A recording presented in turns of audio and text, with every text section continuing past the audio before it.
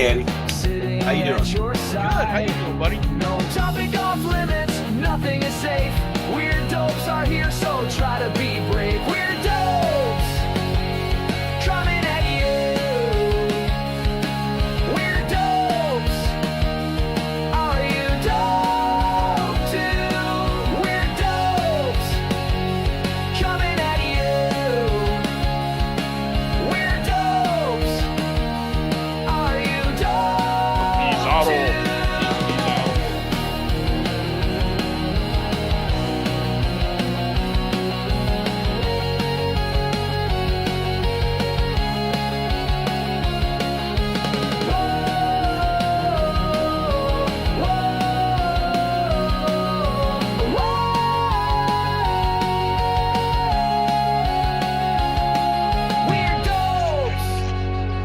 Coming at you. We started a channel. WeirDopes. Laughing. Are you dope? Godzilla. Coming at you. WeirDopes. Are you dope? You can do it. Mhm.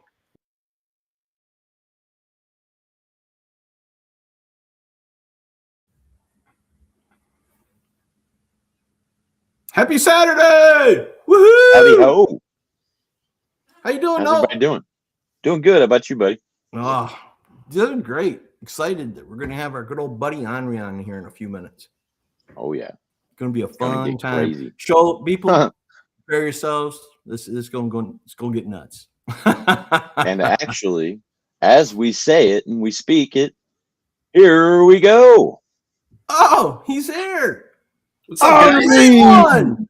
What's happening? You guys What's are up? awesome. I love you guys. You guys are rep. You're I love it. And you got the Warline shirt. You guys are awesome. Thank you so much. Oh, You're man. awesome, got it, man. brother. Love you guys. How's it Love going? Sure. you too, brother. He's going, man. Sorry I'm a little late. I had to take Bentley to the vet. Yeah, no, I You understand okay? that stuff all too well. Yeah. He got a tick bite the other day, and I picked it out, but like I only got the body. I didn't know if I got the head or not. So it's like, like these things like get like stuck in there and then that's it. So he was doing fine. I mean, but I wanted to go to the vet and make sure he got everything out. And then I got him like this medicine that like, I was spraying him with like, for ticks. Cause I heard the oral stuff is not good. And look, we already started using oral. Oral can be good, just so you know. You just got to get Exactly. There's nothing wrong with oral.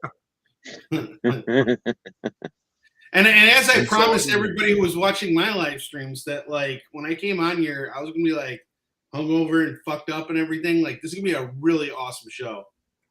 Can't wait. Looking forward to it. Yeah, you guys are great. Thank you for having me here. And hello to for sure, everyone man. who's watching. Coming on. You are welcome anytime, brother. Yeah, Anytime. thanks, man. Yeah. Yeah.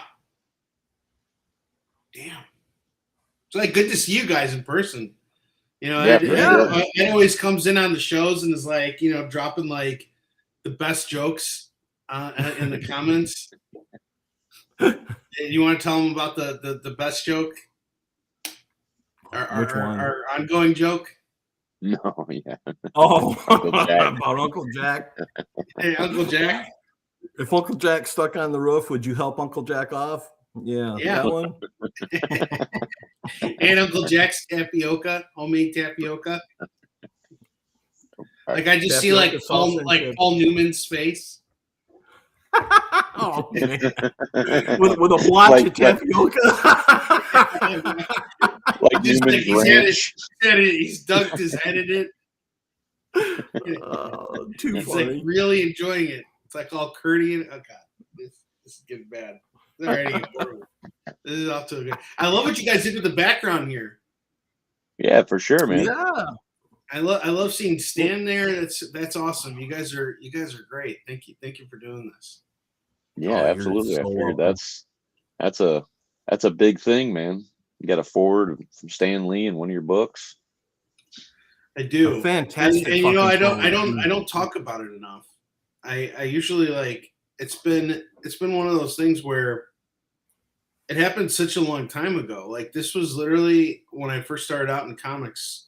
Like I finished this book, and because of the people I involved in it, I was able to get access to Stan, and for him to write the forward to the book was like such a big deal for me, you know, like because I had been a fan of Stan for such a long time, and you know, like meeting him, he was just such a great guy. He was really incredible. Every time I met him, he was always like just so bombastic and so full of energy and just like so committed to his fans. He was wonderful. Like even in his later years, like the last time I saw him was in 2016, which was I think 2 years before he passed away, and he was still so focused on his fans. He was like, I was at San Diego Comic-Con, and I went to this panel. It was like him and Shatner were there. Shatner couldn't make it, so Stan just, you know, took the stage. Room was packed, and like, you know, Stan was up there for like a good like 20-30 minutes and just like really working the crowd and everything. And after he left, my friend Jim Salerkrupp, who's a longtime Marvel editor, he was like doing business with Stan. He was like, "All right, let's go behind the curtains. We'll go meet Stan for a minute." And it was kind of weird because it was almost like you went into the back of like a restaurant or something. You know, it was like off stage, and they were going into an elevator, which would have taken them to like a guest room or whatever. So we were just walking behind Stan to the elevator. He didn't even acknowledge us right away because he was busy. And he was also kind of like coming off the high of everything. He was talking with his handler, and he's like, "We really showed that audience, did we? Jesus, we showed that audience!" You know, he was like all like excited and everything. And then we get to the elevator, and he turns around, and you know, he acknowledges, you know, my buddy, and then he acknowledged me for a second. He was like, "All right, take care," you know, like he shook my hand, and you know, it was like cool. I mean, he wasn't like a dick about it. You know, there's some celebrities and some of these like big guys can be jerks, but like never Stan. Stan loved his fans. He was great. Yeah, miss Uncle He Stan. seemed like a genuine article, man. At least we got Uncle Jack. I'm just glad we have Yes, Uncle Jack. we still have Uncle Jack. Uncle Stan's always going to have a soft spot in my heart because I lost my dad when I was a kid, and reading comics is kind of how I got through it. And he kind of became my surrogate dad in a way from reading his stuff and hearing him on the cartoons. So yeah, I love Stan Lee. Always happy to see him. How did you happen to get him to do the forward? So this is actually really cool. And a lot of people would be like, kind of, not shocked about it, but so what happened was my sister was donating money to like different silent auctions, and one of the rewards was meeting Stan Lee. So she won this auction. She goes, "You're going to meet Stan Lee," and I'm like, "Awesome!" And this is sort of like a pre-wedding gift for me. This is honestly meeting Stan Lee and getting him to write the forward for me was like the best like you know, thing to come out of my marriage. So aside from that. Now, my sister would have done this for me anyway because she always knew how much I wanted to work in comics. So that was my end, you know, like that was how I actually got to like sit down. I was guaranteed to sit down with Stan Lee for 15 minutes. And all the money that was donated for this auction went towards a charitable cause. So everything was done for a good cause. And but you know, just having a 15 minutes of Stan is not, you know, like that doesn't guarantee anything, right? So you know, I talked to Jim, and I talked with Dak, my co-writer on Soon Shin, and I was like, I was hell bent on Stan writing the forward because Dak was actually like, you should get someone like hot in comics right now. Like at the time it was Brian Azzarello. It's like, talk to Brian Azzarello, and Brian Azzarello is a Chicago guy, and I actually interviewed him and stuff like that. So he probably would have been the more comicsy guy to ask, because this is before Stan started making, before the cameos became a big deal. Like he was in, you know, the Raimi Spider-Man movies and the Fox X-Men movies and all that. I mean, he had his cameos from that, but you know, it wasn't as big of a deal until the whole MCU like really took off. Like until Avengers, the first Avengers movie, then it became a big deal. So but I knew at that point, I'm like, it's got to be Stan. It's just, you know, he's the reason why I'm in comics. He's the reason, like, you know, for you, it was like a surrogate dad. For me, it was always a benchmark. Like, he was always like somebody that I wanted to aspire to be. Like, you know, everybody wants to get in comics, kind of looks at Stan as like, you know, the figurehead of the business. And I always loved how he conducted himself. I always loved how much excitement he brought to comics in general. And you know, it was always about pushing the Marvel brand, but it was also about pushing people to read comics and be a part of this like wonderful adventure. And no matter what he did, he always brought that same energy and pizzazz with him. And I guess energy and pizzazz are the same thing. I don't know, whatever. But anyway, yeah, like, you know, meeting him was fantastic. But it was actually thanks to Jim Salicrup that he wrote the board, because we had to turn this from, hey, you're a nerdy fanboy, meaning Stan for 15 minutes, to, hey, this is an actual like business kind of thing here. And that is Stan going above and beyond. And he did go above and beyond. So I flew to California and I met with him in his Beverly Hills office. And I come into his office and I had like, you know, I'm shitting, I'm like sweating, like, you know, I'm freaking out here. And I had just seen him a couple weeks ago because I was at another show, but like this was actually a one-on-one time that I would have with Stan now. And so I go into his office, and you know, he's just the same like energetic guy, you know, like and everything. And so I brought in Soon Shin. We just finished issue 3 because I wanted to have the 3rd issue ready. And I come in there with, you know, the 3rd issue, which we just had proofs of it, you know, like we didn't even have like the bulk print order yet.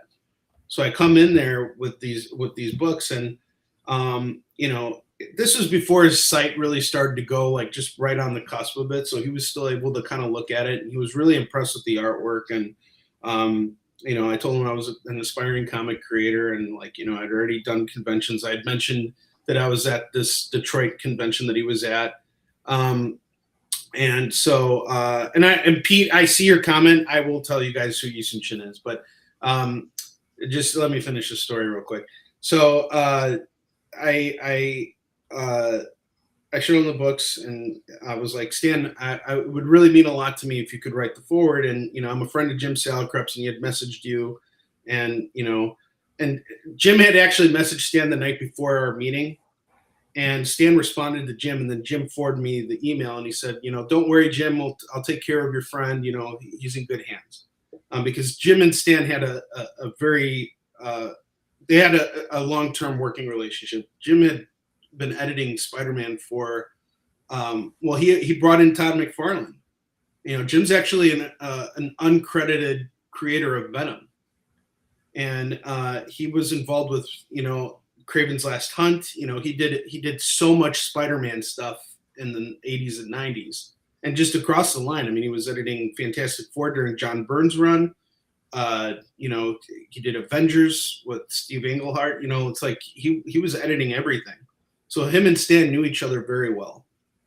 And he was still doing business with Stan because Jim eventually started a publishing company called Paper Cuts. And so he had direct access to Stan. So, you know, Stan knew who I was kind of going into the meeting, and I asked him, like, you know, would you write the forward to the book? And he looks at me and he goes, well, where are you going to publish this? And I said, I'm just going to publish it in my book. And he goes, all right, here's what you're going to do. You're going to write my email down, and you're going to email me, and then I'm going to send you the forward.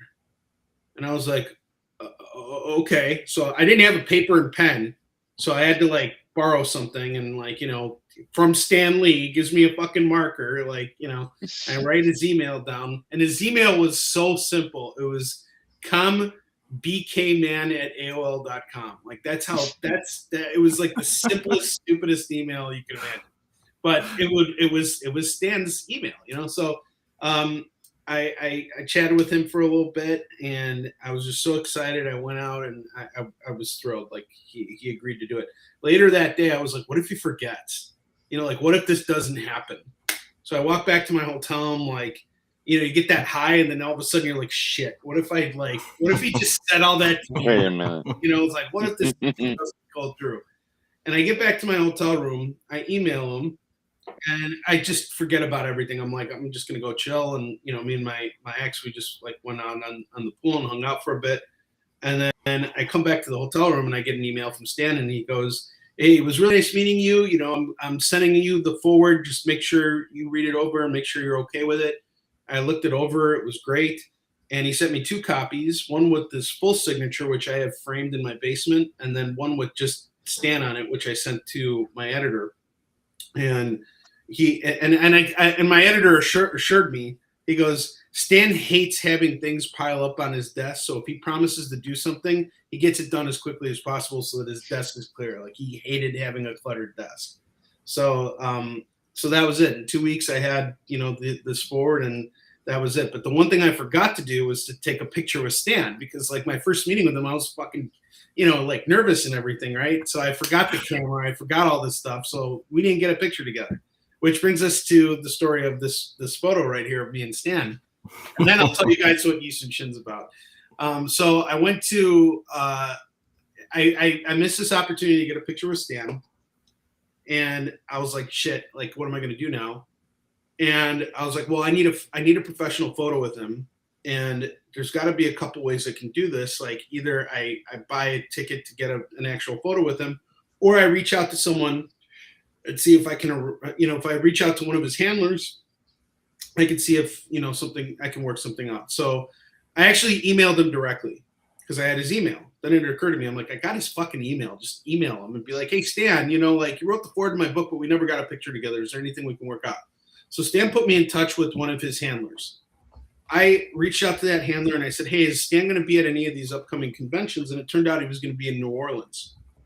So for Wizard World. So she was like, yeah, you can go and have a photo with Stan over there. Like, that's no problem. And I was like, okay, great. That's awesome. So then I knew now I'm going to take a picture with Stan. And my editor and I, we were talking, and he was like, you got to be very careful when you get pictures with Stan, because Stan was just such a presence that it's very easy to be next to Stan and, just get dwarfed by him. Because A, he was really tall, and B, like, it's like you're next to an icon. So like naturally, if you're not an icon, you're gonna like just shrivel up and like, and fall down. It's like, or just shrink a little bit. So I wanted to make sure that didn't happen with me. So I hired my friend, who was a professional photographer, to basically come with me and to take that photo and to make sure that I stood correctly when the photo was taken. So we actually, she came with me to New Orleans. She was taking all these pictures of me. It was extremely uncomfortable. I don't like when people are like, yeah, let me take more pictures of you, but I had to kind of get used to this. And so that made me very comfortable when the time came. And the most important thing she told me, she goes, do not hunch your shoulders. Like, you got to have your back straight. You got to stand up straight. And I didn't know how this picture was going to be taken. What I actually thought was we were going to be next to each other. Turns out when we got there, there was a table, because that was Stan's booth, right?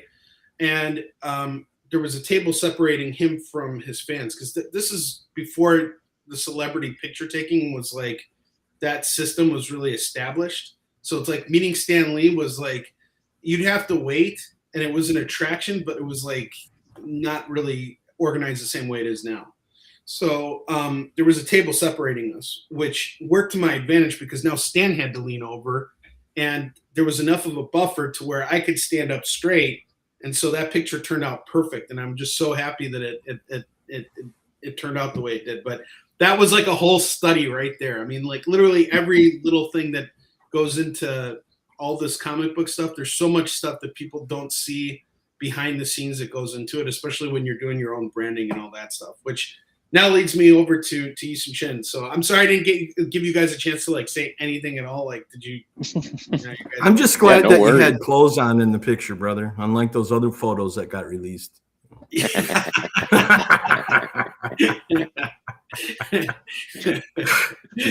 No, this is fascinating stuff, brother. You just keep on going. Yeah.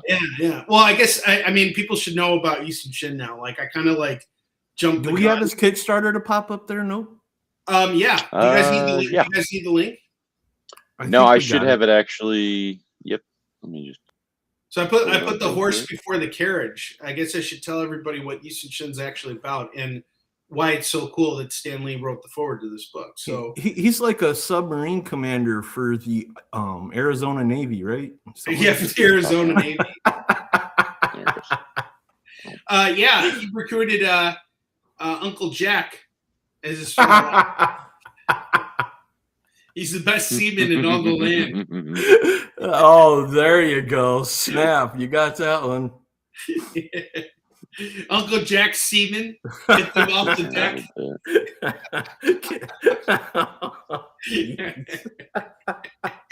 You are definitely keeping your promise. I love it. All right. Stop messing around. All right. So Soon Shin was an actual historical figure.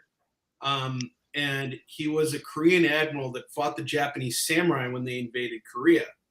And he was outnumbered 10-1, and he never lost a battle against them. And it's all based on a true story. This guy literally was outnumbered, and he was never defeated in battle. He beat the Japanese 23 straight times, and they finally learned their lesson on the 23rd time. But there's a lot of complexities to what happened during that time period. And it was a fascinating story. So if you're a fan of 300, Last Samurai, if you're into TV show Shogun takes place right after the events of our book, actually. And you like video games like Ghost of Tsushima or Ghost of Yote, Soon Shin is straight up your alley.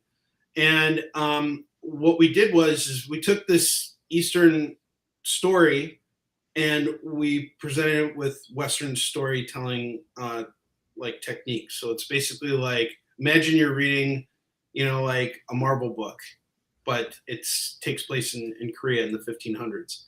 And I actually hired a Marvel editor named David Anthony Kraft, who worked on Defenders and She-Hulk. He did the first definitive run of She-Hulk. And he also edited Spidey Super Stories. He's also the creator of the Thanos Copter, which drove Jim Starlin crazy. That's awesome. So Dak has had a long history in comics, and him and Jim Salicrup were really good friends, and Jim introduced me to Dak. The reason why I brought Dak on was because when I initially created Soon Shin and published it, when I produced it, I was submitting it to different publishers, and we had gotten all these rejections. And I realized after a certain point that there was a reason why we were getting rejections. And so I talked to one of the publishers, and he said, there's no female characters in your book. There's nothing here that really drives this. It's all right. It's a war book, but we want to see some more stuff happening here. So I finally reached out to Dak. I didn't tell him that I got any of this feedback. I just had him look at the script because now I was determined to really level up this series. And he comes back to me and goes, there's no female characters in this. He goes, we're creating a female character. So we created a female character. And she actually shows up at the end of issue 1. If you notice in issue 1, there's pretty much no female characters. But at the same time, the first issue is also an introduction to the war itself. And it's a lead up to Soon Shin's first battle, where what's really amazing about it's actually my favorite skirmish between the Koreans and the Japanese, because what had happened was when Japan came to Korea, they just they just bulldozed through all of Korea's military.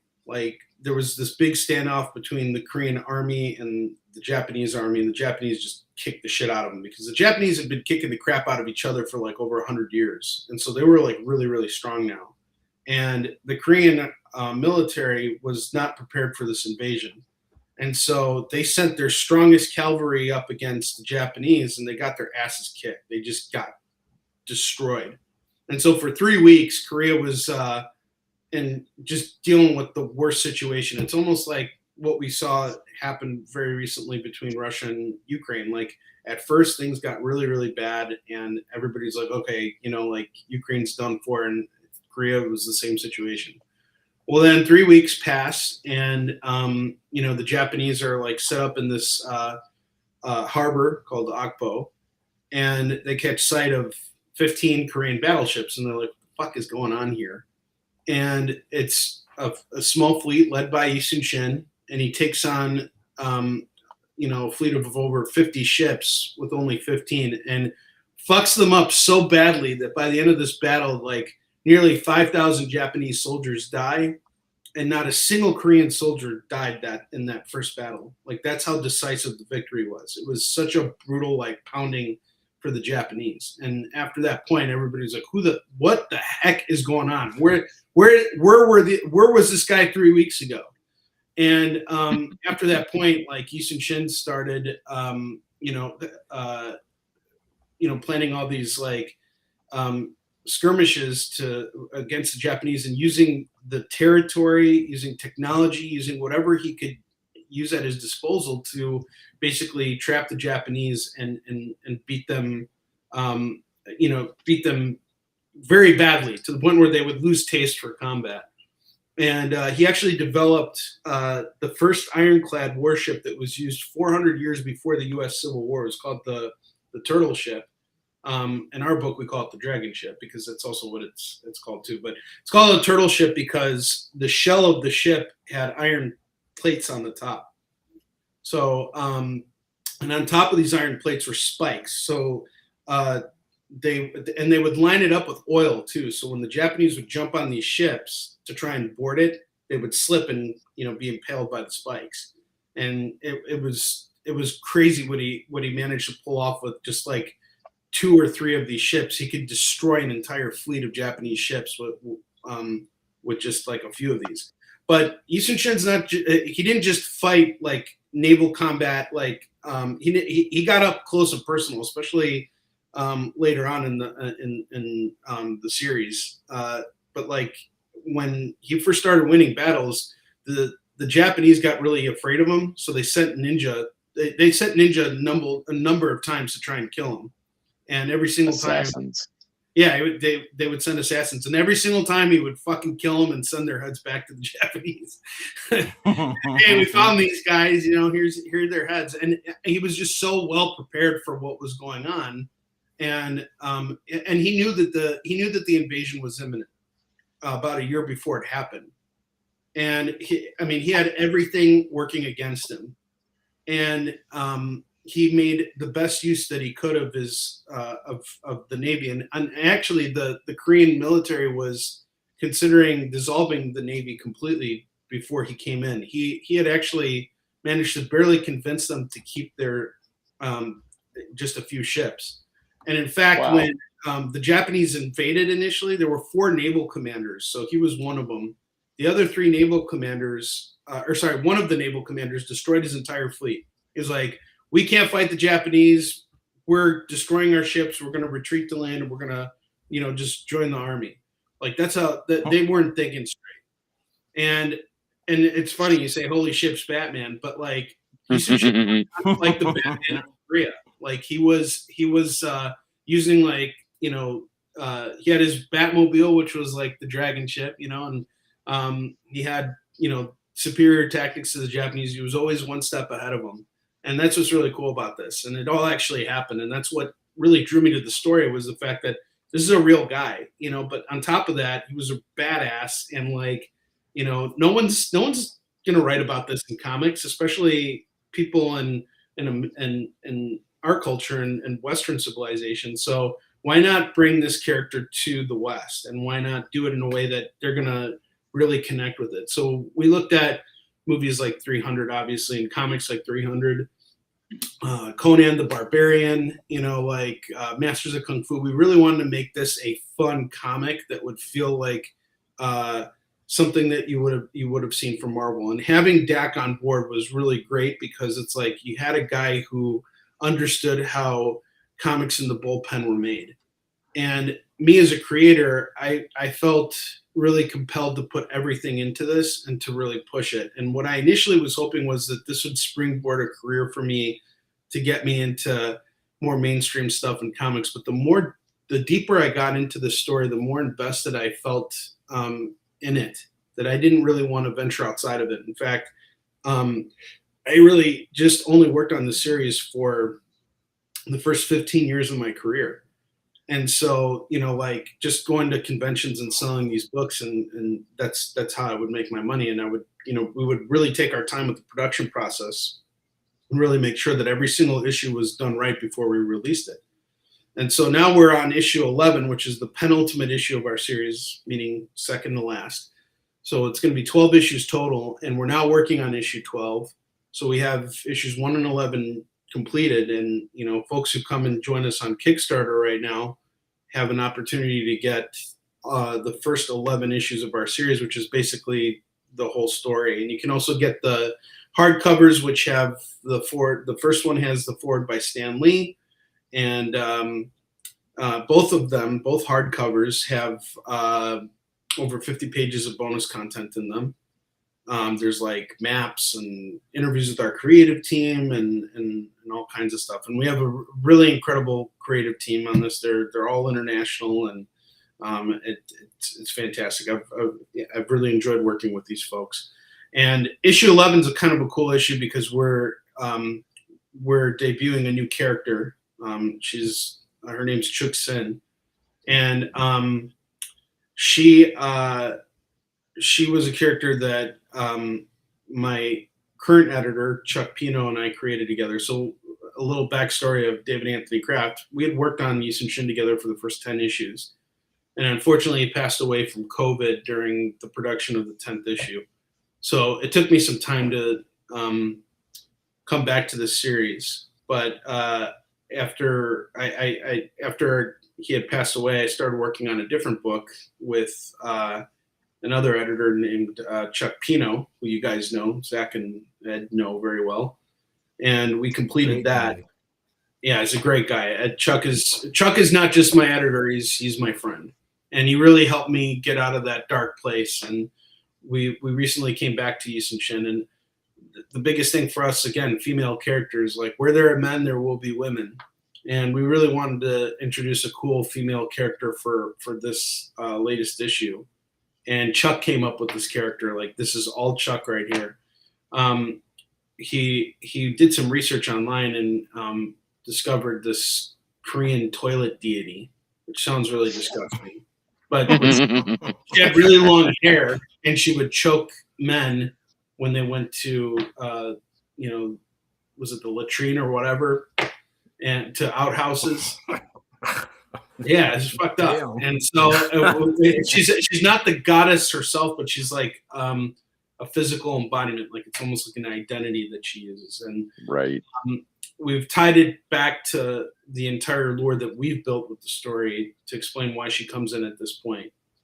And so this is her first appearance. So people would jump in now. Not only are you getting the majority of the series, but you're also getting the first appearance of this character. And we're also phasing out our single issues. We've been publishing this series now for 17 years. And I'm now getting to the point where I want to focus more on just doing graphic novels. So we have single issues left. We have to sell through those before I can make that move. So we're doing a smaller print run of issue 11. And we're trying to phase out all the single issues. So this is an opportunity to jump on and have all those single issues, like those first printings, and get them all signed by me. And if you're in the US, what's really great is your pledge includes signing and shipping. So as long as you're located within the US, your stuff's getting shipped to you. That cost is baked in. So you're covered. But another cool thing that you're going to get now once we fund are these cool bookmarks that I just printed up, which feature our rebranded logo and this really cool design of that's on the awesome. back. Yeah. So I'm really happy with books. Nope loves bookmarks on me. So you just touched his soft spot. Oh, that's great. No, that's awesome. I'm really happy with this. So yeah, we've made a lot of progress with this, and I'm really excited. And like, again, this is my life's work here. I mean, I've been working on this series for so long, and I'm so proud of it. And I talk about it so much. We've sold over 175,000 copies of this book without a distributor and without a publisher. And the main reason why I decided to work on doing this alone is because I enjoy going to conventions and talking to people and putting these books in their hands. Like, some people are like, well, I want a publisher so I can focus more on writing, or, I want a publisher because I don't want to have to focus on selling. I love the sales of comics. I love getting people excited. And that kind of brings it back to Stan for me, was that Stan was always the guy that was pushing people to read more comics. And I think that if you're in this business in any capacity, you have to be obsessed with it to a degree. You have to really, really love comics. And, Eddie and Zach, you guys both, check out my shows. Like, how much I love all comics, especially Flash books, And actually, I do like Flash books, dude. I'm a huge Flash fan. Like Jeff Johns' run on the Flash. I don't understand why they don't sell. Well, I just think I don't get why nobody else buys them. I think it's because the way that this all kind of started, like the live stream comic sales, the kind of crowd I fell into, they would buy those Flash books on other shows. I don't think it's that they're not selling because people don't want them. I think it's because they already have them. So that was a major component of it. But also, the people I initially attracted to my live sales, they were all into like boob books and stuff. So it's like, I had to kind of, work on, expanding their palettes a little bit. It's like, dudes look good in tights, man. I don't know why you just want to naked women. Look, man boobs. Yeah, look at how much his wiener's bulging out here. Like, that's awesome too. That's not why they call him the Flash. He doesn't flash people, folks. Yes, he does not flash. Yeah, but like seriously though, like the Flash honestly is one of the most. He's got the most fascinating rogues gallery, but he also goes on the most fucked up adventures. Like the stuff that happens in any Flash series, that's like high stakes stuff. Like every time he gets on the cosmic treadmill and goes into the future, goes into the past, and like reality gets or goes sideways in the dimensions. Yeah.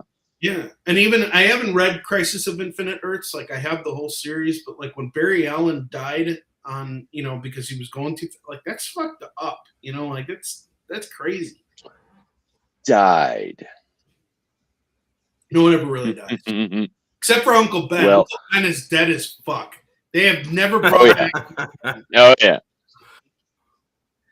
Yeah, no, if you've seen the animated Crisis on Infinite Earths, they did, I think, in 3 parts, but they actually kind of sum up and actually kind of give a little bit different explanation of what happened to Barry in that storyline, to where he didn't necessarily die, but he kind of did evaporate, so to say, but it was time travel kind of thing, and then it just loops into the rest of it. He's on the tail end of it. It's awesome how they write it in there. Yeah, and your favorite honestly, Flash is Jimmy Fallon, right? You love the Jimmy Fallon Flash, right? Jimmy Fallon wrote Flash? No, I always kid around that Ezra Miller looks like Jimmy Fallon. Oh yeah, and he looks like he kind of looks like a mentally challenged version of Jimmy Fallon. Exactly. Well, his special little brother. I'm Jimmy Fallon very much. Well, I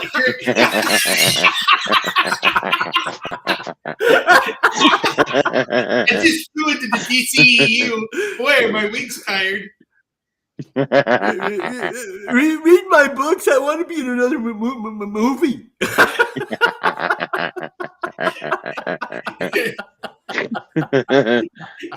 DC has a plan for everyone. I guess I was plan B.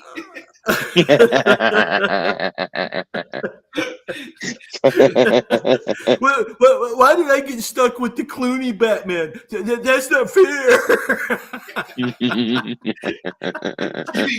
George, the super butthole Clooney. You guys ever see that episode where Jimmy and Timmy joined the Crips gang? Oh yeah, that's a great episode of South Park. And they made fun of Christopher Reeve. Christopher Reeve, super butthole.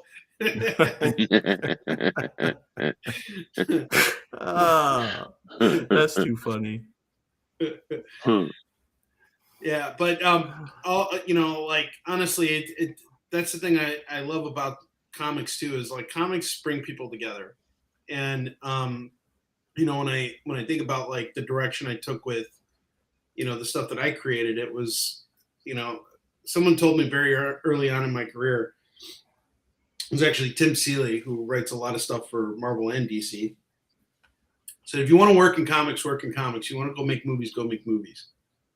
And this is a guy who created Hack Slash, which still has not been adapted to film. Created Revival, which recently got a TV show.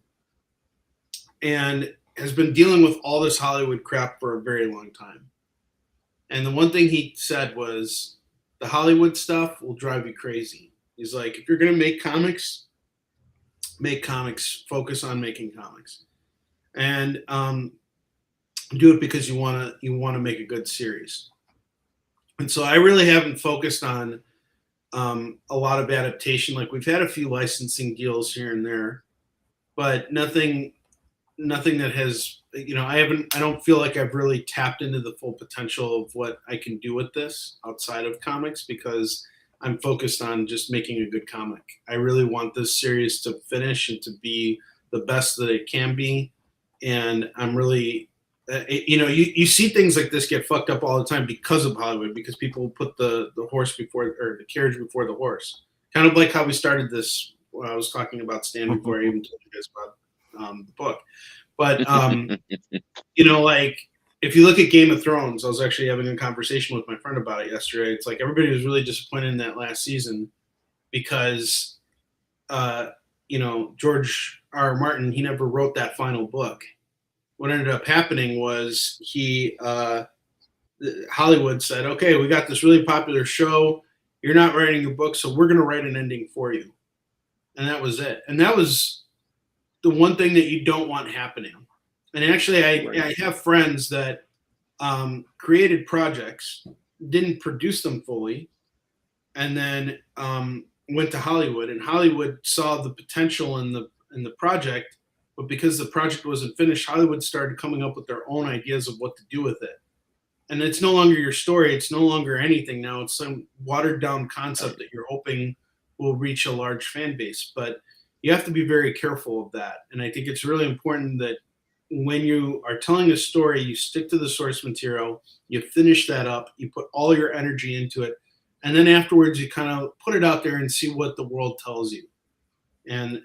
And that's why, you know, I think it's best. I think Tim's advice is great. Yes, we're friends because we crack each other up. We also sell each other crack too. Shh, don't say that. Oh, That's shit. our secret. Shit. Damn. I told you not to do a private line chat. before you came on, damn it. Zach, I love your samurai sword. Oh, thanks, man.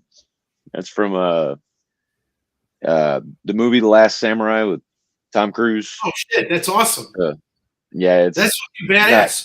not authentic, obviously, but I bought that whenever we were over in Italy. We went to a con, and that just so happened to be one of the only dumb things that I wound up grabbing while over there. So it was fun. How was it flying home with that? Not as bad as you think. We actually just had to kind of saran wrap it to the bag, so to say, and then it just went through the checks, all that kind of stuff, you know, and it being on the outside of the bag, they didn't really say nothing, no issues, because it's dull, you know, it's not sharpened or anything like that. But I think we wound up having two, because my dad wound up getting the one of the Kill Bill swords, because that was one of the other options there in the little shop that we stopped in. So he got that one, I got this one. So That's badass. Yep. That's really cool. That's fucking badass. I love that sword. What slabs you got back there? Say that one more time. What slabs you got back there? Got first appearance Reverse Flash, and then I got the Jim Lee covers of Batman and Superman where they're facing each other on the different rooftops and stuff. Those are the foil covers, and I got them triple signed by Alex Sinclair, Scott Williams, and then Jim Lee himself, and then a couple other signature series, some Kevin Eastman stuff, Bartman, Radioactive Man, all that jazz. And Hey, then Lorena, welcome aboard. You hear about? Did you hear about Jim Lee?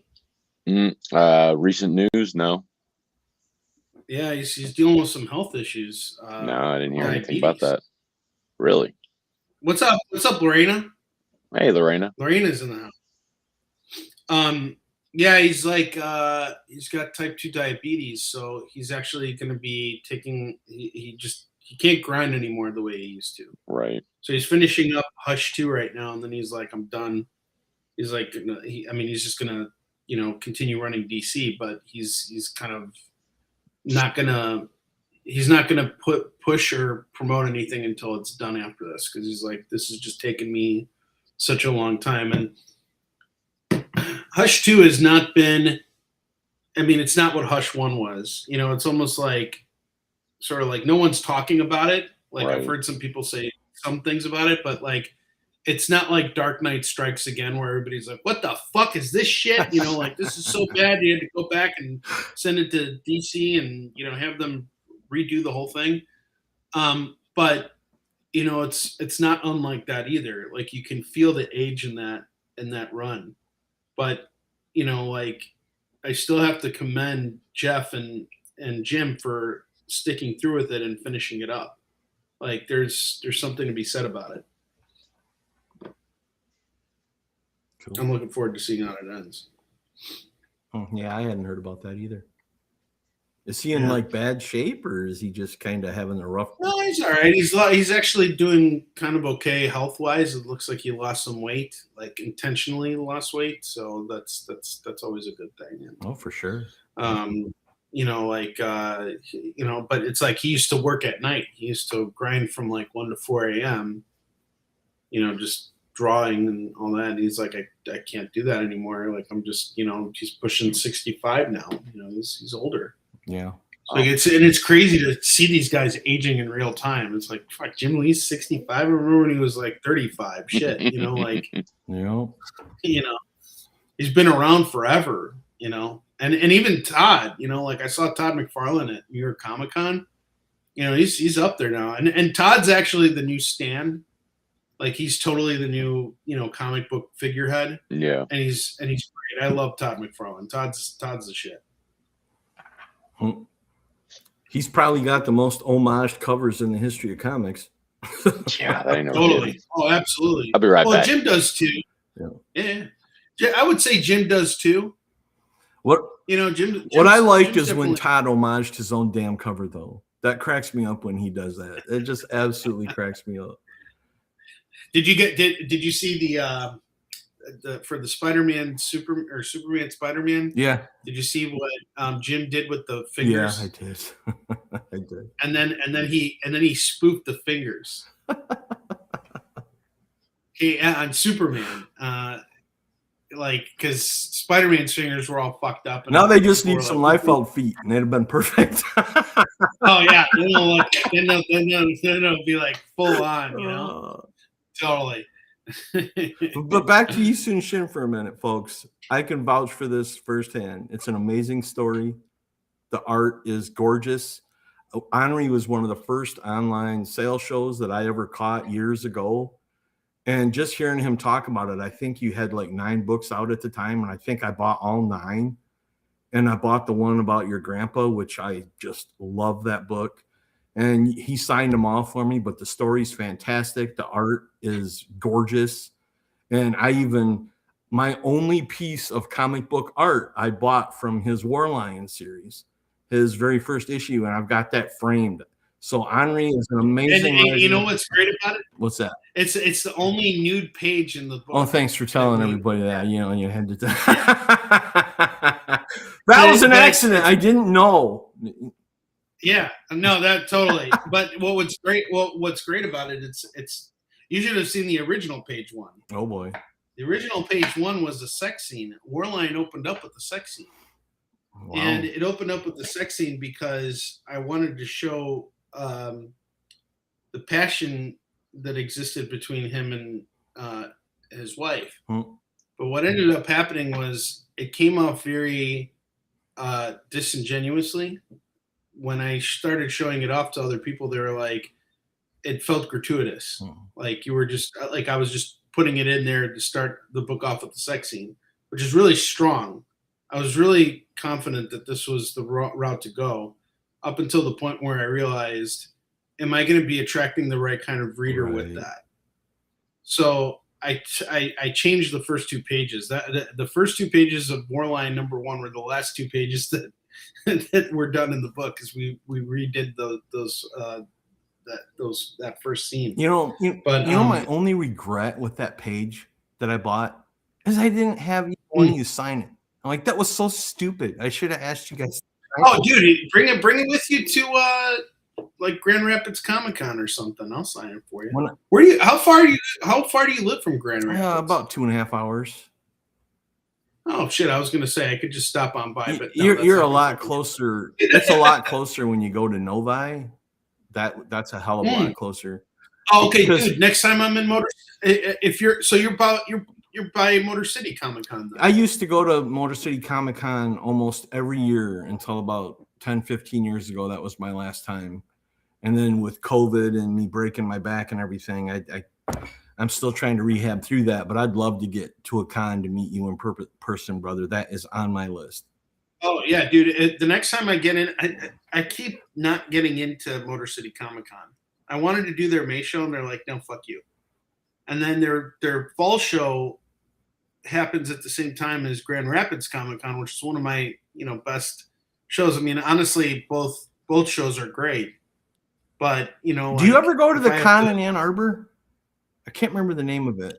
That's the other one. That's it's by the same one, by the same people who do Grand Rapids. No, I don't. Oh, okay. Because how far is Ann Arbor from Grand Rapids? Maybe an hour and a half, maybe. And I'm just worried I'm going to do the Michigan thing. So this is Michigan, okay? I live here. Novi is like here. Grand Rapids is over here, and Ann Arbor is right there. So it's kind of like in the middle. Right in the palm of your hands. Right in the palm of your hands. Yeah. Is Uncle Jack living right there too? He's known to wander in there once in a while. He wanders in there maybe about twice a day. He manages to slip in unnoticed once in a while. Around lunchtime, early evening, right before bed. Absolutely. Just wants to wish you a good night. But yeah. So Ed, you've always been a horror guy. Yep. Yeah, as you can tell by my background here.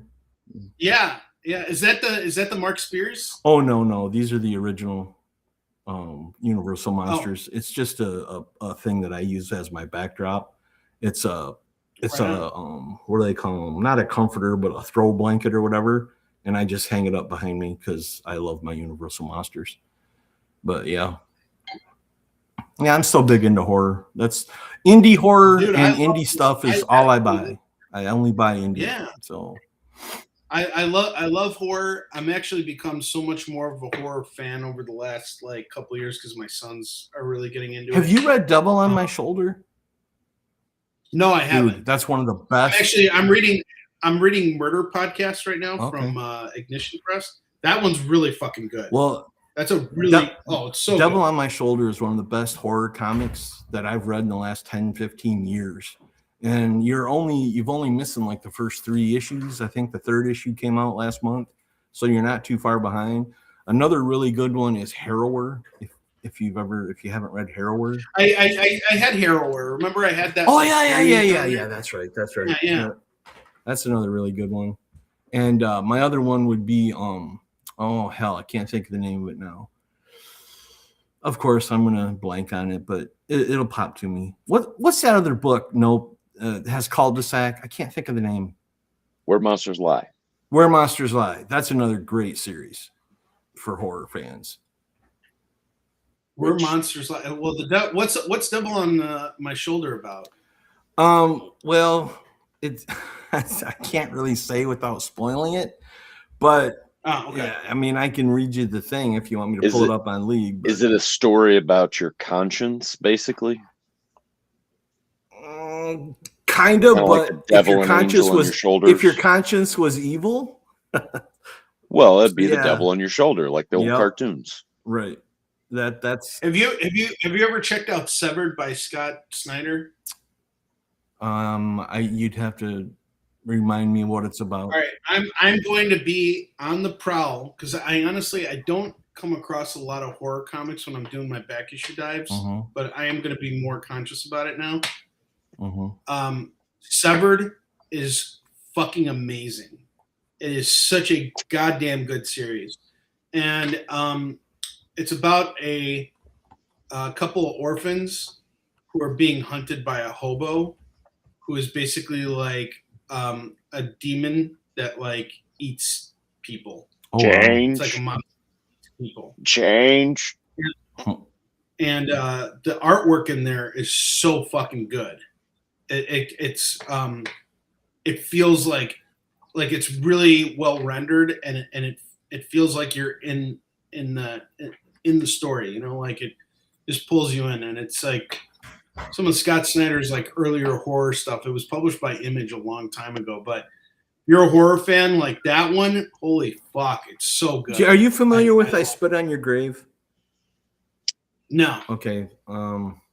That's kind of like what Devil on My Shoulder is about. This woman is like abused badly by men and tortured in ways that, you know, you don't want to imagine. And the devil on her shoulder is her getting her revenge on these guys that tortured her. So if you liked I Spit on Your Grave, that's what Devil on My Shoulder. I was trying to think of a way to say it without ruining it. So now, no, that's fine. Don't ask me what Spit on Your Grave is. I like that stuff because good. it's like, here's the thing that people don't consider, right? Like, especially like, man, I was actually like talking with a buddy of mine. We were talking about Sydney Sweeney. And, you know, she's fucking hot. You know, like all of us can sit here and be like, oh, man, she's so fucking hot. But, like, you know, you would never want to be Sydney Sweeney. Like, think about what that's like. You have to maintain your presence. Every time you go out in public, you got men gawking at you, thinking all kinds of, like, crazy things. Couldn't trust anything. You know, it's like. I wouldn't mind being her for like 20 minutes alone in a closet somewhere. I wouldn't mind being her like after she eats like a really big meal and has to take a only if your like, toilet demon comes and visits me. I ain't getting pictures, and like it turns out like you like turn the camera around so you just got pictures of the wall. So you can get pictures of her. Oh man. Well, yeah, of course you'd love to be Sweeney, but then it's like, well, to have Sweeney money too. Yeah. Well, yeah. The second thing I do would be grab her ATM card, but other than that, yeah. Yeah, I'd be like, I'm gonna go out and buy a lot of drugs. Actually, I wouldn't buy drugs. I'd buy a bunch of comics. Well, comics are. Be like, I'm going to go buy books. Comics are just as addictive to drugs to me. So, you know. Actually, if I was her, I would take her ATM card and I would just completely fund my Kickstarter. Sydney Sweeney loves Soon Shin. Yes, have her write the foreword, put your picture of her on there, and oh my god, it would be awesome. Then I could Photoshop like my face next to her boobs. That would be so awesome. That's funny. It's me. Yeah, Jessica. and then afterwards, she's like, I don't remember doing any of this. Yeah, but like, you know, going back to the horror thing, it's like, you know, that really, you know, like there's so much potential in just that kind of concept, you know, and like I'm a big fan of the Smile movies. Oh yeah, me too. Yeah, so they've released a Smile comic. Did they? It's called Smile. Yeah, it's Smile for the Camera, and they just released issue 2 a couple weeks ago, and basically it follows a group of models who are all being picked off by the Smile demon, like one at a time. So it's based on the same Smile demon and the writers of that movie and everything. Yeah, cool. And after I read the first issue, I'm like, okay, we'll see where this is going. This looks kind of like lame, but then at issue 2, it's like, oh fuck, I see what's happening now. Like they're building on what this demon is. Who's the publisher on that? IDW. IDW, cool. Yeah. Yeah, that's been fun. And then I've been liking Murder Podcast. But I'll definitely check out. I'm actually going to the comic shop later today. I'm gonna go hit up one of my shops. I'm gonna see if I can get Devil on My Shoulder. That definitely looks like it's something I'd enjoy. I love what you can do in horror, especially in comics. Like the thing I loved so much about Severed was it wasn't necessarily about what you saw; it's about what you didn't see. But Murder Podcast is always it starts off with a murder in every single the beginning of every issue, and it's so fucked up what they do. It's crazy. Hey Jay, what's up, brother? Oh, man, I love when Jay's here. That's when you know shit's about to really pop off. Is when Jay is there, and he can't cancel us this time. Yeah, he never. He never canceled me. I love Jay. Yeah, Jay never canceled me. It was fucking JD who always fucking did it. That asshole. He stamped me a few times, but it was all in fun. It's all good. Yes, of course. It was great. Yeah, JD was like the police department. Oh, right. Really? Nope. Really? Really, nope. You almost made Onrie spit, and if you'd have done that, you'd have got like extra bonus points. That's the goal, though, isn't it? Jack spit, or does he swallow? Probably. Or does he worship? Is he a devout Christian? I'm not sure. I heard he was this crazy Jewish comic writer. So was Jesus. That's right. That's right. Oh man, that's funny. Too funny. Yeah. Good times. Very good times. Good times for sure. I actually got to work on Tales from the Crypt too. I didn't put any of those books up on there, but I should. Yeah, I've got that issue from you. You got the Tales from the Crypt. That was interesting. That was you even signed it for me. Yeah. I usually don't sign original artwork. Like that's the one thing I don't want to do because I don't want to taint it. Right. Get it? Taint. Huh. Yeah, I don't want to you guys know what the taint is, right? It's it's that scratch and sniff area.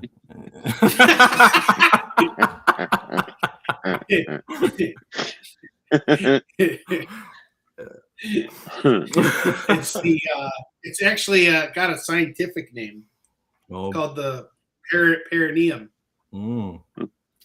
And my buddy, he's a scientist that studies the perineum, and he does all kinds of stuff on it. Like he told me about putting jalapeno peppers and bacon over it and just letting it sit there for a couple days. Yeah, between your legs as you're walking and everything. Let those white boils pop up, take some pictures, and then send them to someone you don't like. One of the few vivid memories I have of my father is a screaming at about 11 o'clock at night when he accidentally grabbed the Bengay instead of the hemorrhoid preparation H. Oh, True story. I swear to God. Man. He was screaming for my mother, and I was having a heart attack. I was only 7. I'm like, what's wrong with Dad? And what's wrong? And he's screaming and swearing, and Mom come out laughing. So I knew everything was okay, but I couldn't even imagine. Oh, poor Dad. That sucks.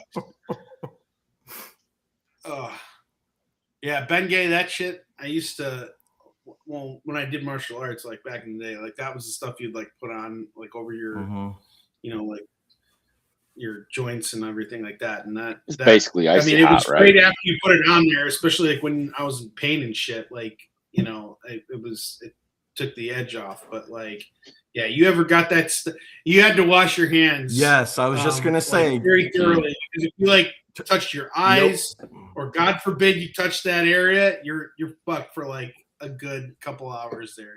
It's just like when you're eating hot wings and touch your eyes, but a lot worse. That's true. But a lot worse. That's true. So is it just heat, Lorena, or is it icy hot to where it's? Oh, it's just heat. There's no icy. It's icy hot. It's icy hot. It's it's the worst. It's the worst kind of pain. It's absolutely terrible. So Lorena is saying she didn't get the Tales from the Crypt. Here's what I'm going to do right now. I'm going to go on the campaign, and I'm gonna add that as a an add-on. Oh, 'Cause I cool. can just import it from a Sweet. previous campaign. And I think I had it in one of these. Just a second. Nope, it's not there. I know I put it in one of those, in one of these things. In one of these, One of your previous campaigns? yeah. I'm trying to see where I put it. I didn't put it. Damn it, I didn't put it. You didn't put it. I didn't put it all. Put it, damn it. Put it. Yeah, put it. Put it in there. Put it on. Put it at the end, Jimmy. Put it very much. Put it very much. Put it on. Please. Lorena, I'll add it. I'll add it and I'll let you know when I do it. Chim. We have a whole bunch of them. There were like 4 variants and everything. I still have a couple of them, so I'll put something up there. Of course, anything you get from me, I will sign for you. But you know what's really nice about this campaign too is that fulfillment will be done really quick because the books are already getting printed up, and so when you're betting on me, you're betting on a winning horse because I'm going to deliver. Except you won't sign as digital copies, and I don't know why. Yeah. I will if you pay me. I don't fucking do it. I want a graded copy. Can you grade I'll my come to PDF? your house. I will come to your house and I will sign whatever screen you want me to sign. Ooh, baby. I will hook it up. But yeah, you know, it's been a good campaign so far. I'm actually really happy. I mean, we're at like that 60% mark, and like, you know, this is like the middle part of the campaign, so everybody's like always kind of upset about the fact that, like, you know, there's no traction on that middle point. But the way I look at it, it's like people really wanted to come in at the beginning and at the end of these campaigns. Right. So it's like really what you do in the middle of the campaign is you're just kind of like beating the war drum and getting ready for that end so that like you can get there. And honestly, like the ideal situation is, you know, you want to fund 30% of what you need up front, 30% in the middle of the campaign, and then the last remaining at the end. And we've already hit that 60% mark. So I'm really happy about that. Yeah, you always crush your campaigns. I'm not worried. You know, there are people who really crush those campaigns. I mean, there are guys who just really like own that shit. And I think what really makes it hard for me with Kickstarter is I need to be, people need to see me in order to, you know, like I like to engage with you directly. Mm-hmm. When I get on Kickstarter, I'm not on there enough. So like, I'm not like a lot of these publishers are putting out like 5-6 books a year, and they're constantly on Kickstarter. So they're engaging with people. They're doing all kinds of stuff. For me, I'm on there, you know, once a year, twice a year maximum, you know, so it's like I have to slowly build everything. But, you know, I noticed that there's a trend now. I get how this works. And, you know, the most important thing I think is to just kind of relax. Like I see a lot of creators like panic, especially like in the middle. And you do there's some frustrating shit that can happen during any campaign, like when people back out of the campaign and things like that. Like I remember when I did the campaign for issue 9 of Soon Shin, we lost a $350 backer less than 24 hours before the campaign was done. And that really, yeah, it sucks. And it pissed me off because it's like, okay, well, if you couldn't afford this, why'd you do it? You know, but then you have to look at it like life happens. Yeah, you find out tomorrow that like, yeah, something could have happened. And it's just like, what's the point of getting mad? You know, like it's sort of like just the overall attitude of sales. Like you guys have been on my shows. You've seen me have good shows and bad shows, whatever, you know, but like the most important thing is the community. And, you know, like Lorena, Jay, you guys know, it's like just being there and having fun, that's the start of it. That's what leads to those good moments where, like, you know, I'll move through a bunch of books. You know, I've never seen you have a bad show, but I have seen you have slow sales. You are the best at doing live sales. I've had terrible sales. That's like, you know, that's like the rage side of me. That's the best part when you're like, fine, don't buy it. Don't buy this stinking book. I don't give a shit. Yeah, I love that stuff. If this isn't too crazy of an ask, and if it is crazy, just say it's crazy. Since I've never got to see you at a con, can you give us your con pitch? How do you get people? Because I seen you swinging your swords on your intros and all that. Actually, I don't swing the swords. The swords I only have is like the picture. But usually what I do is I have a bookmark, and then I just kind of I do this thing with it. And usually the way it always happens is if I'm at a con, if I'm on a corner booth, I'm reading the room most of the time, and I'm paying attention to who's there. I want to make sure I don't miss anyone. So if I got a corner space, I got two angles of attack because it's like your booth is like this, you know. Mm-hmm. So I'll usually stand on this corner over here so that I got two angles to approach people. But once I get someone to stop, you know, I'll sometimes twirl it, but I also read the person. If this is someone who's going to get freaked out for me doing this shit, then I don't want to do it, you know? So I'll just say like, hey, can I tell you about my comic? And, you know, just something friendly. You got to really read people. And the best way to read people is eye contact. You got to look at these people and make sure that you can gauge their level of interest. If they're kind of like scatterbrained and like everywhere, this fucking helps. Oh, he's looking at me. He's looking at me. Yeah, he's looking at me. He's like, hey, you know, it's like better than snapping your fingers, but it's like, and then here's this free thing, you know. But if they're really focused and their attention is already on me, I don't want to do this because this is going to fucking throw them off. Now they're paying attention to this when they should be paying attention to the books. Right. So, you know, I kind of just read the people who are coming by. And usually what I'll do is, like, now that I have like 3 different titles, I have Soon Shin, Warline, and Marks, I usually pick one to start with. So what I've been doing over the last years, I've been bouncing back and forth. I'll sell a Soon Shin set, and then I'll go to Warline, but I never bundle them up because I don't want to oversell the customer. And I hate that, but you will lose people after a certain point. Like you have this small window of opportunity with people at cons.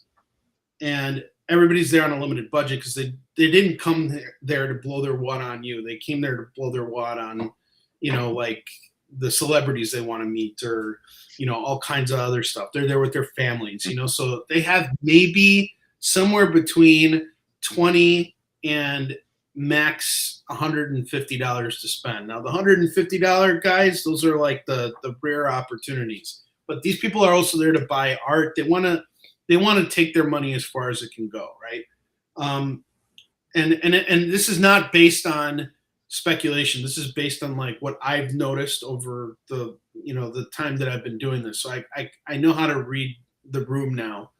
And the most important thing is to just focus on that one thing.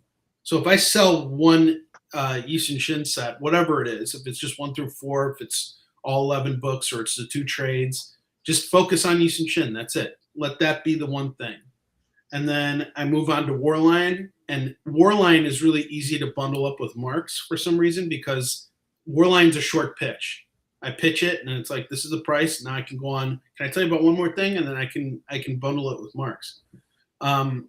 Which kind of sucks because honestly, I want everybody to buy everything and get a taste of everything. But, you know, again, when you factor in that this is how people, like when you factor in what's going on with people, you don't want to over pitch. So if I go with Soon Shin, which is an extensive pitch actually now because it's 12 issues. So it's like, I'll pitch the single issues. I'll tell them about the trade because, you know, give them those 2 options. If they say no to the trade, then I pitch the remainder of the series in the single issue form. And if they say no to that, then you're just getting the first 4 issues. I don't want to go from hearing 2 no's to them walking away from the table. And that has happened to me before. Like I'll pitch someone And the second I try and tell them about the graphic novel, they lose interest and they walk away. Like the worst thing happened to me in New York Comic Con last year. I had sold someone Warline 1 through 3. And then I started talking about Marks. And the second I pulled out Marks, this lady looked at me and she goes, okay, I'm out of here. Ooh. And just walked away. And she was so rude about it. But people are overwhelmed at this show. And there's like 200,000 people on the floor. People are just trying to, they're stuck like together. They're shuffling. They're not even walking. Mm-hmm. When they get to the area where I'm set up, that's sort of like getting on the highway after being stuck in traffic for like 30 minutes. Right. Like your patience gets lost. It's not anything personal. So, it's like one of those situations like can really demoralize you. But most important thing is to just kind of keep your cool about it. And just know that even when you get a rejection at a con, you have to treat it like that's a potential for someone to come back. Mm-hmm. And that's why with all of our bookmarks, if you look at this line here where the sword is, I always write my booth number right over here and invite people to come back so that they can come back at any point. And you'll be surprised how many people actually do come back if they choose to, but regardless of anything, the most important thing is to leave the customer with the best impression of who you are, right. Because they may not buy at that show, they may not buy online, but they'll see you again the following year, and then they'll be like, you know what, you're still doing this? All right, I'm going to give you a shot. And the more calm and collected you can be at these shows, the better off you can be. And honestly, that's been a lesson that's taken me a really long time to learn. Like, I used to go to shows, and I would be I was not the best version of myself on Sundays because my focus was always, let's sell through everything. I got to sell through everything. And Sundays get really dirty in the sense that you get a lot of people who are trying to make their last purchases and get out of there and the herd's thin out. So it's like, I want to make those last sales, but I want to sell through everything. I was really focused on selling out for a very long time because for me, selling out was always like, and it still is. I mean, it's a broadcast. It's saying, hey, I brought, so many books with me and I sold through every fucking one. And it's great, when I can achieve that.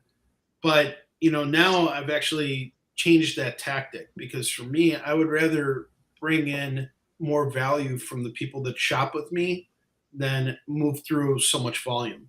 Volume is a great thing to focus on when you're, in the beginning, because this is also my method of distribution. I don't have a distributor, and I refuse to work with big comic distributors because there's just nothing in it for me. Like calling up comic shops and trying to convince them to stock Soon Shin, and then and I've seen what happens if my books go into a comic shop. What happens is, especially my graphic novels, they end up spine facing on a wall of graphic novels.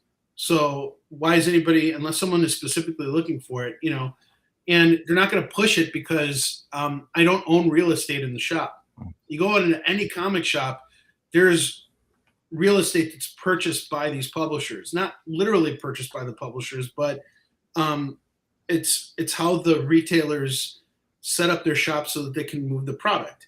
And I understand that being a reseller myself, that if you run a comic shop, you have to move inventory.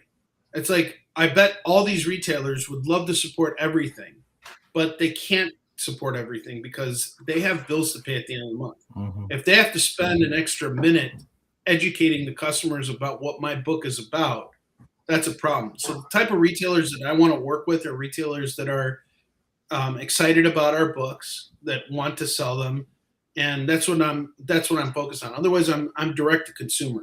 That's what I focus on. And that's where I'm at now. Now, down the road, if we see a Soon Shin movie get made, which I know we will, I mean, that is going to be a focus of mine. It will happen at some point. That's when my retail strategy changes, because now retailers don't have to work so hard. Now they're going to want this, and that real estate is now purchased because they know that, oh man, there's a movie about this. It's great, whatever. Now they have the space for it. So I think that when you're brand building, you have to be very conservative about how you're doing it, because when you get into the direct market, it costs to be in the direct market. A lot of publishers are not making their cut off of doing single issues. A lot of them are making their cut off of the trades and other things that happen as a result of, like the first issue is sort of the bait, but then like the trade is the big fish. Like you'll see their sales decline with issues 2 and up. But the one thing I've noticed, having been doing this myself for so long, is that all my issue sales are consistent because I'm out there bundling it up. I know how to sell this better than anyone. So, and I do it because I love it. And not everybody loves it. Some people want to be able to do like 700 projects and be as prolific as possible. That's not necessarily the case with me. Like I've really put a lot into Soon Shin. A lot of money went into it, a lot of time. I really just want to make it the best it can be. Mm-hmm.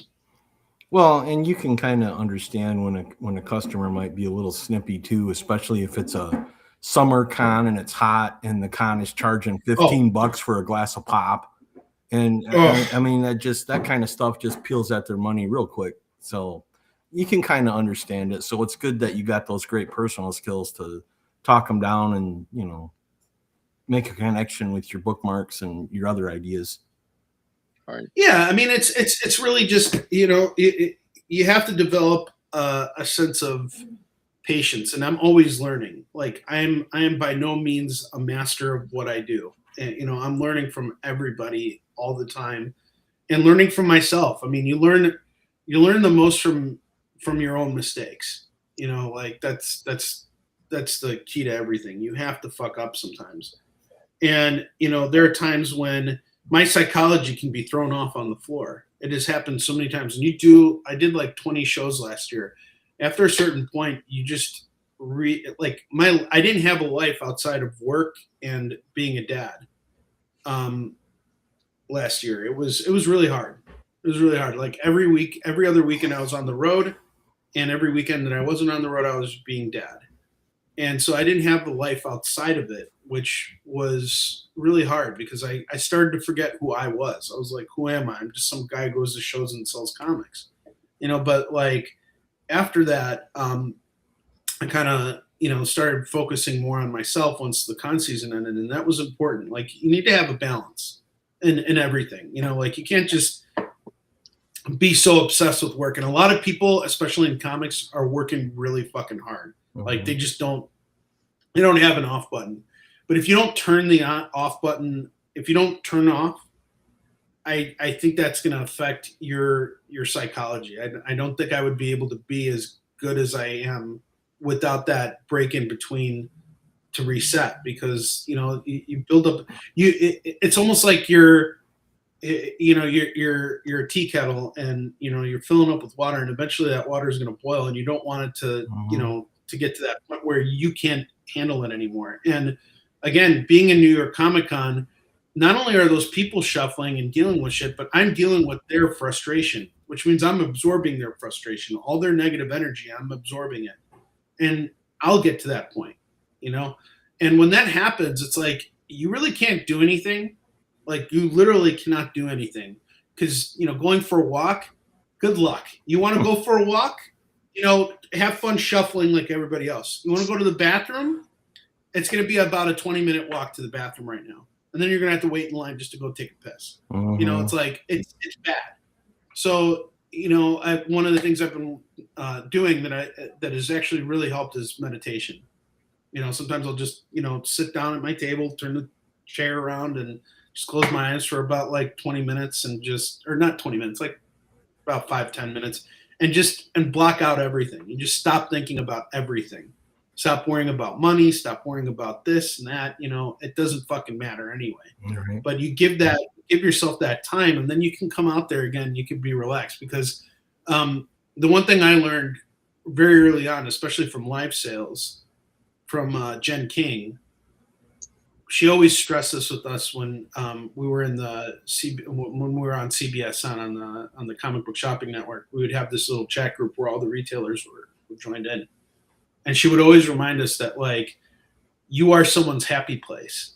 So when they're watching your show, you know, like you're their escape from whatever it is that they're dealing with that day.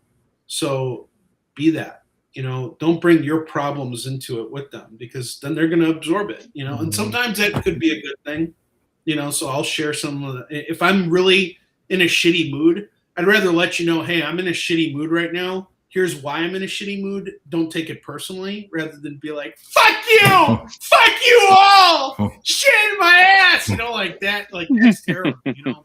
But you still do that too. Don't even deny it. I do. I'm not perfect. I mean, shit, I fuck up all the time. Like, and that's the thing. And I think it's okay to fuck up. Like, you have to fuck up in order to get better at what you do. And you know, I promise you guys, there will be plenty of fuck ups ahead. One of the greatest compliments that you give comic book fans, though, that watch your show, is when you say, you know, I was in a pissy mood and I wasn't going to do this sales. Thank you guys so much for like lightening my mood and making me feel better. I love all you guys. I mean, that's great to hear, because, you know, that inspires the wise-assery, and it builds the connection to get people to come back to your show. If I didn't have your wise-assery, I wouldn't be able, like, it would just be like the air would get sucked out of the room. Right. You know what I mean? It's just like, I need that too. I feed off of you guys. Like, your comments and everything like that is energy right there, you know? And that's the one thing I really miss about working with Jay, was Jay brought energy into the room, you know, because he was somebody that if I had to, I could bounce that energy back, and he's always really great about that. Like, he's an outstanding producer. Oh yeah, Jay's awesome. Jay's awesome. Yeah, but like, one of the things that also kind of, you have to also remember too, when you're in this business, the most important thing to do is to ground yourself in one very special way. And I did this for myself at C2E2, which is my local show. Okay, C2E2 is like, that's the Chicago Con, and I fucking hate it. Every year I fucking do it. I fucking hate it. I hate Chicago people. I know I'm a Chicago person. I fucking hate Chicago people. They are the toughest. They don't like solicitation. And I totally get it. When I used to live in the city and I worked in, like, you know, the finance world, and I was walking around the city, you'd always get these people trying to solicit shit to you. And so Chicagoans have like this hard edge about solicitation. They won't stop. They can be very abrasive. But the one thing I kind of realized when I came in to the show this year was, this was my fourth show in a row. I did Emerald City, then the following weekend I was in Cleveland, then I went to Orlando, and then I was back in Chicago. 4 straight shows. And I was so proud of myself, because out of all 4 of those shows, I only sold out at one of them. And I didn't even give a shit. I was actually disappointed that I sold out, because that meant that I didn't bring enough stuff. When I finally got to C2E2, I was so tired. I mean, it was just like 4 straight shows. It was just like, I was exhausted. I remember sitting there on Saturday morning. I twisted my ankle, and I could barely stand. The worst thing about Saturday was the morning of getting up, getting in. I couldn't walk in the morning. It was really, really bad.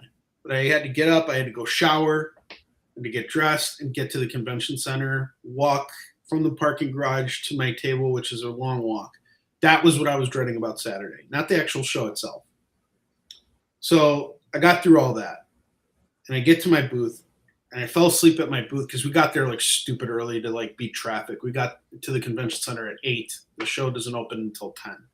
So I'm sitting behind my booth and I'm dozing off, and I woke up, and it's just like, you know how you get one of those like good naps where you're like, oh fuck, I got energy now.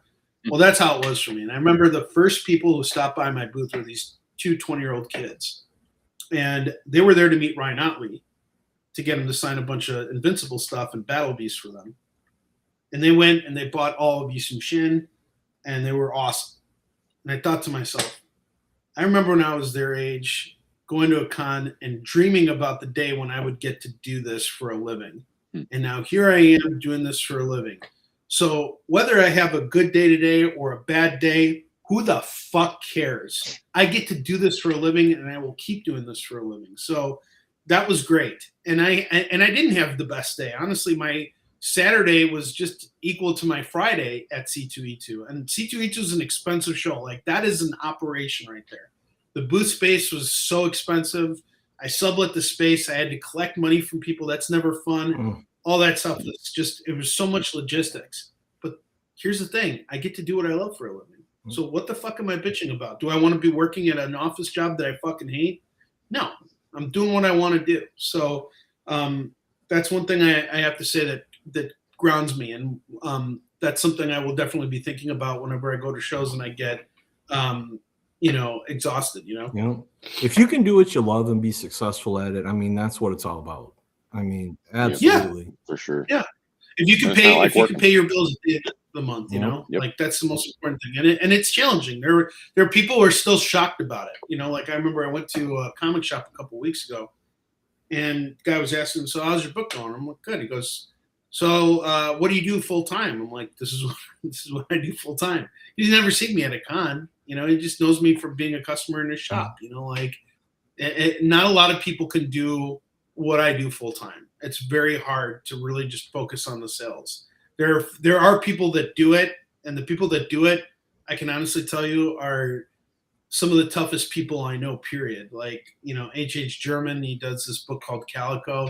He's one of the few people I know who's actually going to these cons and making it work off of his books. Richard Fairgray is another creator, going to these shows and doing this full time. This is a lot of work, and it's not very rewarding financially.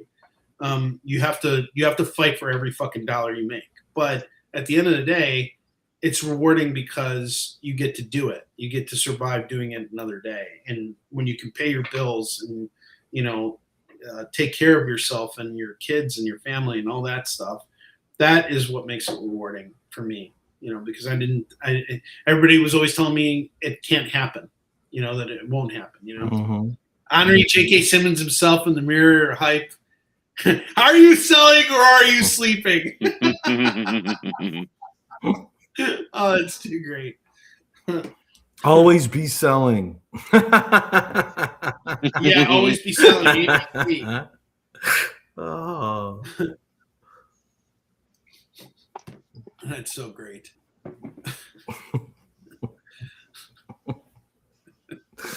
oh boy. Oh man. Well, we did get a backer, so I just want to thank you. Oh, guys. nice. This has been Cool.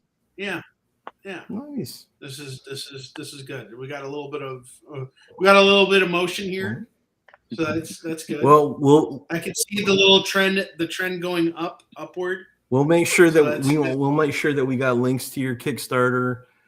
Every one of our videos since we started the channel has had a link to your site on our description. I appreciate you. So yeah, we're gonna do everything we can to help you out, brother, because we love you. And No, you guys it's are been great. You guys are fantastic.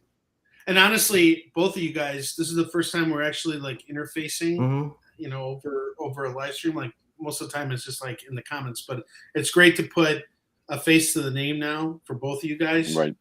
Yeah, it totally is. Like, I love you guys. You guys are great. And you guys bring life to my community, and I appreciate being here and having the opportunity to interact with your community. Yeah, Calico has been great. And actually, Calico is launching a campaign on May 1st. And they're doing like a new run now called Pig Bath. And it looks really Did you say good. Pig Like, Bat? Pig Bath. Oh, okay, Pig Bat. It was like a new villain. And it's targeted towards police. Oh, jeez. So Calico is this hero that goes after animal abusers. Oh. Okay. And it's very much like Punisher. It feels like Garth Ennis's Punisher. Very brutal and everything. And the thing I love about this guy is he's a total fucking warrior. He goes to conventions, he sells out of his stuff, he crushes it. And he engages really well. We're usually neighbors at New York Comic Con, and we've worked so well off of each other. Like he's really fantastic. He's just like the first person I think of, but another guy that I have a lot of respect for is Vaughn Coleman. He's a young kid. It's like in his early 20s. He puts out a book called Phenomenova. And he had me on his show the other day. this kid is making waves. I'm like, he is. It's so great to see a young kid get into this business with that same tenacity of, I want to do this for a living. I want to go to cons. I don't want to work for Marvel. I don't want to work for DC. I want to work for me, and I want to do my thing. I love that, and when people like that come to me, it's like, I want to see them succeed. Their success means that there's potential, that's how you build an industry. You don't want to be the only guy doing what you do, and you don't want to be the best at it. You never want to be the best at it. Don't ever be the best at it, because if you are, then there's no room to grow. When you got other people in there who bring something new to the table and can do something better than you, now you got room to grow. And that's a great attitude. Yeah. And it took me a long time to come to that realization, like it took me a very, very long time. But because again, like the other thing about comics is you're not encouraged to join this field. Like, life will keep you from wanting to join this field for so many reasons. If you look at societal thinking is all about herd mentality thinking. So you want to contribute to specific industries. Like, why do Asian parents push you to be a lawyer or a doctor or something like that? Because A, it makes a lot of money, and B, it's like you fit into the societal norm of what is expected of you. And Russian families are very much the same way. You should be an engineer. You should be something that, is productive to society. Now, when it comes to something that's creative, you are now trying to get people to think about things that are outside the norm, and that is not encouraged in societal thinking in most cases. Especially like in Russia and places like that. So when my parents came here from there, they never really quite understood comics. Like, I still can tell you right now, the only comic my parents have ever read was Marx, and that was because of how related to my family. And they were also kind of helping me with my research and all that stuff. But other than that, they just never saw. They don't get it. It's like, and how can you expect them to get it? They came from a country where you weren't allowed to express yourself. You weren't allowed to do that. America has changed that, and that's why this is such a great place to be able to be in comics, because like you can only do it the way that I can do it here. I wouldn't be able to do this in any other part of the world, and certainly not when I first started out 17 years ago. Like, so much has changed over time, but like comics is a tough business, and it's only the few and the strong can really do this. Like, anybody can make a comic. Anybody can make a comic, but to really do this full time and to really focus on it, like, that takes it takes a lot of willpower, and it takes a lot of humbleness, and it is stressful, and it will gray you out. It'll age you. Comics is the young man's game. And the most important thing is to just keep yourself leveled and, learn as much as you can from everybody around you, and be humble. Don't be a fucking asshole either. Exactly. Not that we know anything about that. Yeah. Well, I mean, and let's be honest here, like, every industry is tough, mm-hmm. and every industry, and this is nothing I said either, by the way, is a knock towards anybody who does follow a societal norm, career path. Like, we need doctors, we need lawyers. Yeah, we need Chris Dyskull. He's the best lawyer there is. Mm-hmm. And we need teachers. Absolutely, we need everything. But I think the thing is that we get tricked into following a specific career path, because I want to say that's like an inherent thing. Like, back in, like, let's just go back 100 years. No one decided that they were going to be a writer one day. It's like your family ran a business, you're taking over that business. Mm-hmm. Like, your dad was a foreman, you're a foreman now. It's like you work in construction because your dad worked in construction. Right. That has changed because of over the last 100 years. So it's like, when you look into people who want to get into this business, they're met with a lot of skepticism. And here's the thing about comics. There's a saying. It's a joke, but it's a true saying. And if you want to make a small fortune in comics, start with the big one. Because there's no way you're getting started in this business unless you put money in. But that's the case for every business. You can't make anything if you don't put anything in. Now, if you're coming out of college, how the fuck are you going to get money? You have to work a job or you have to have an inheritance or something like that. And that's what I did. I worked for 10 years in the finance world and I bootstrapped Soon Shin until I could find somebody that would help me continue producing it. But even then, I had that person drop off, and then I had to start bootstrapping it again. But I'm glad that that happened because that allowed me to grow, you know? Awesome. Yeah. And guys, I hate to do this, but I actually got to get going. No, that's fine. Because I have a meeting soon, and then I got to go hit up a comic shop. Well, just so you know, Yeah.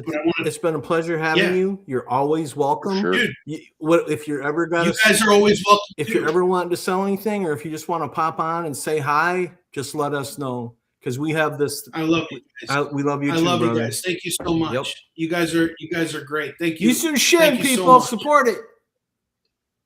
Soon Shin. You guys are great. Jay, Lorena, it's always great seeing you guys. I love you all and have a great rest of your weekend. Guys, thank you again. I appreciate you having me on here. Absolutely. We got another Thanks for pledge coming too, on. which is fantastic. Fantastic. Cool. Yeah. Fantastic. Yeah.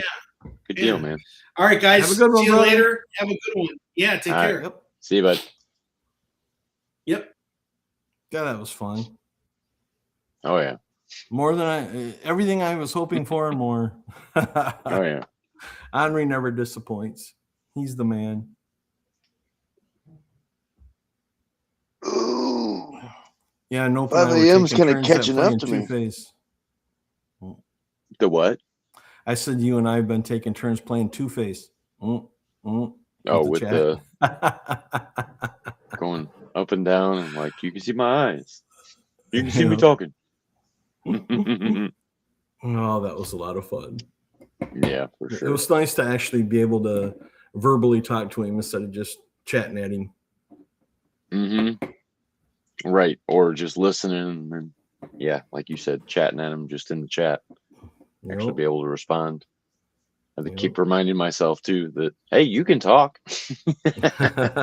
Yeah, exactly.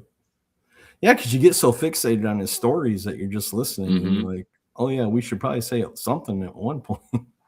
Right. Which, this is the chance for them to Well, he opened the door talk about for what they you want to with talk about. asking about your samurai swords and stuff. So that was kind of cool of Yeah. him. Right. Awesome stuff. Yeah.